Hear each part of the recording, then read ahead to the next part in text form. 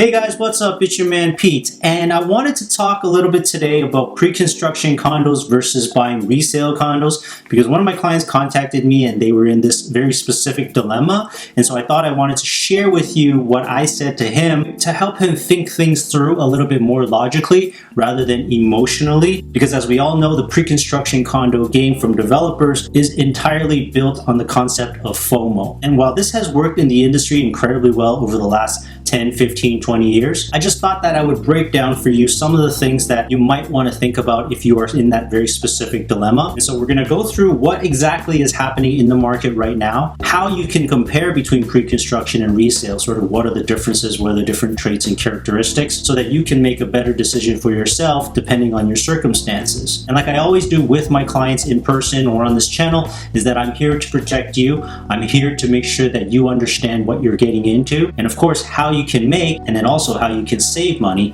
and manage your risk. So we'll see you guys on the other side right after this.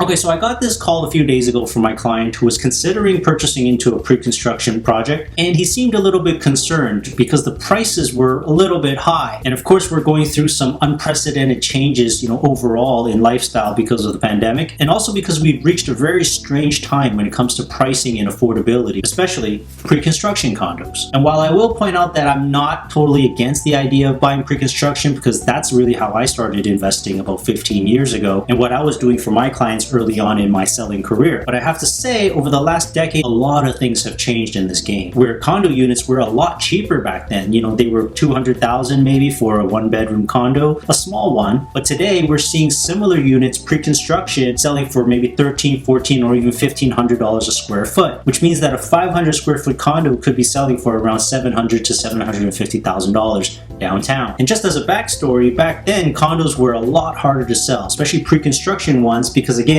you're just buying a contract. You're not actually buying a physical property that has a registered title. And sort of what it has become is a bit of a futures game, a speculator's game of how far or how high do we think prices are going to go in Toronto. And so back then, developers, when they launched a new project, they actually weren't really sure if they were going to be able to sell out. And so they always had to price it really attractive to make sure that it's sold. And sometimes it would take 1 to 2 years for the project to sell out. Meanwhile, in today's market, even at these eye-watering prices, they're able to sell out projects in maybe 1 or 2 months at the most. And so a lot of things have changed, where you've got a lot of investors and buyers clamoring for units. There actually isn't even that many units. So developers, based on demand, have the ability to raise prices as they see fit. And then you fill out this worksheet, you submit it, and then if a unit becomes available to you, you have to buy it on the spot. If you don't, it's going to go to someone else. Again, based on FOMO. So while when things were good and demand is strong, it always seems to make sense to bet on the future, right? To see how high these condos can go here in the city. But when the market turns and when things change, sometimes out of our control, the market must change as well too. And so while I explained to this client that yes, the allure of buying pre-construction condos is incredibly strong. The fact that you get to buy a brand new unit, so in 5 to 7 years, this thing's going to be done, it's going to be brand spanking new.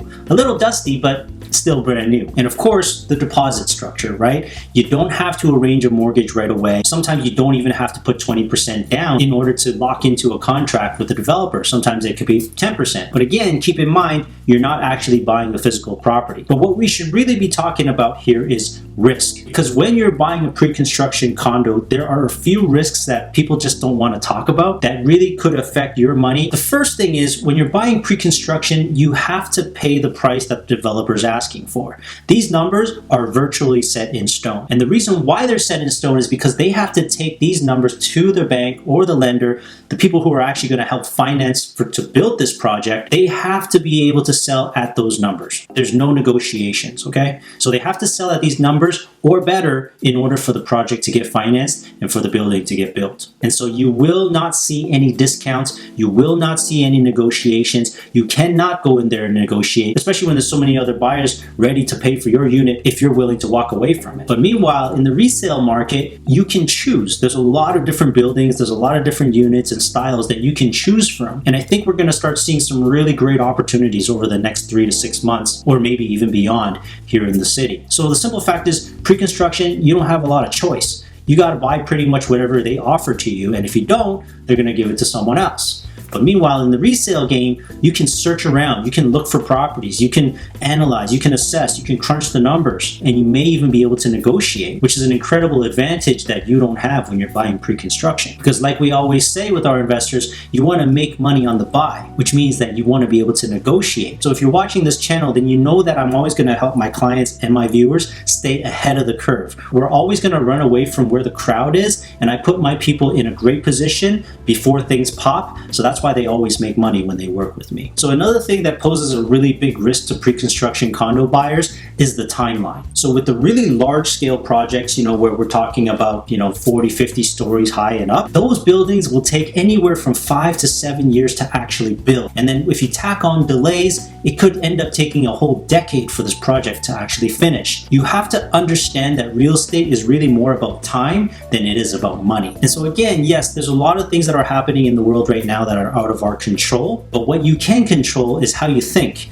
and how you make decisions and how to choose where you put your money. Because a lot of things can happen in 5 years, a lot of things can happen in 7 years, the world could completely turn over in 10 years. And so by locking yourself into a contract where you're paying above market rate, maybe paying $300 or $400 per square foot more than the resale market, I think that puts you at incredible risk. And so while I'm not saying you shouldn't buy pre-construction, like you have to be able to feel comfortable with your decision, you have to have a long-term time horizon, and you got to be able to weather through the ups and downs financially.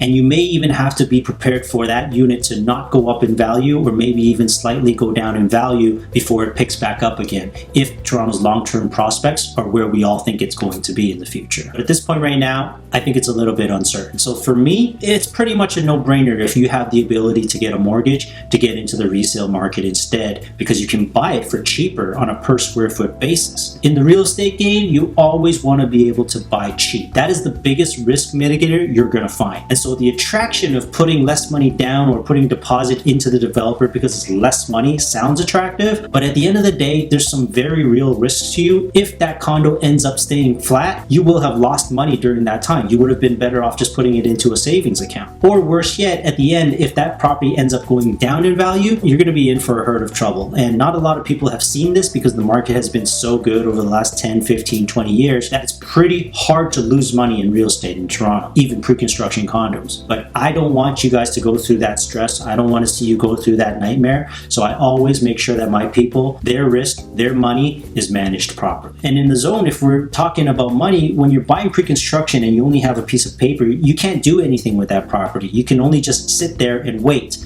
So yes, it's easy. You don't have to go out there, look at properties, make a decision. You don't have to do any of that stuff. You just have to sign some contracts, give them a few checks, the money comes out, and you sit and you wait. And while that was an easier proposition back in the day when properties were cheaper and you were taking a chance, you were taking a risk to see if this property would go up in value. But if the property doesn't go up in value, where's the reward? But let's talk finances if you were to buy a resale condo. So when you buy the property, you own that property. It's a registered title. You have a deed for it. And so you have the ability to live in that property, to pay down the mortgage while you're living there. So during those 5, 7, 10 years, you could be paying yourself the mortgage, or you could even have it rented out. And with interest rates at these ridiculously low rates, you can have a renter pay most of your mortgage or even all of your mortgage. You're letting your property actually make money for you on a monthly basis, even if you're not cash flowing. So again, you're buying at a cheaper price per square foot. You have the ability to do something with the property. You can rent it out or you can live in it. During that time, you're paying down the mortgage, which essentially is putting more money in your pocket versus getting yourself into a contract,